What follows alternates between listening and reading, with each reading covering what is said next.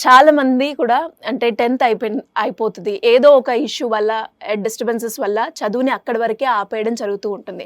కానీ government job తెచ్చుకోవాలన్నది వాళ్ళ కల. సో అలా 10th క్లాస్ పాస్ అయిన అక్కడి వరకే చదువుకునే వాళ్ళు ఎవరైనా కూడా గవర్నమెంట్ జాబ్ తెచ్చుకునే స్కోప్ ఉందంటారా? డెఫినెట్గా అమ్మా. ఏ రకంగా సార్? అంటే వివిధ రంగాల్లో ఫస్ట్ బ్యాంకింగ్ సెక్టార్ తీసుకున్నాం అనుకో అమ్మా, 10th క్లాస్ క్వాలిఫికేషన్తో ఎగ్జామ్ రాయడానికి అవకాశం ఉంది. అందరూ లేదనుకుంటారు. అది ఆఫీస్ అటెండెంట్లు అంటే గ్రూప్ 4 ఉద్యోగాలమ్మా. సో ఆ 10th క్లాస్ క్వాలిఫికేషన్తో సరిపోతుంది. పర్సంటేజ్లు కానీ ఎంత ఎక్కువ ఉండాలి ఇట్లాంటిది ఏమి రెస్ట్రిక్షన్ కూడా ఉండదు. ఓకే. ఆ ఎగ్జామ్ సిలబస్ కూడా అమ్మా మన 10th క్లాస్ లోపు చదువుకున్నటువంటి అర్థమెటిక్, రీజనింగ్, ఇంగ్లీష్ చాలా సింపుల్గా, అంటే ఎగ్జామ్ క్వాలిఫికేషన్ 10th కాబట్టి పేపర్ కూడా అదే స్టాండర్డ్స్లోనే ఉంటుంది. దాంతో అది బ్యాంకింగ్ సెక్టార్లో. నెక్స్ట్ స్టాఫ్ సెలక్షన్ కమిషన్ తీసుకున్నాం అనుకోండమ్మా.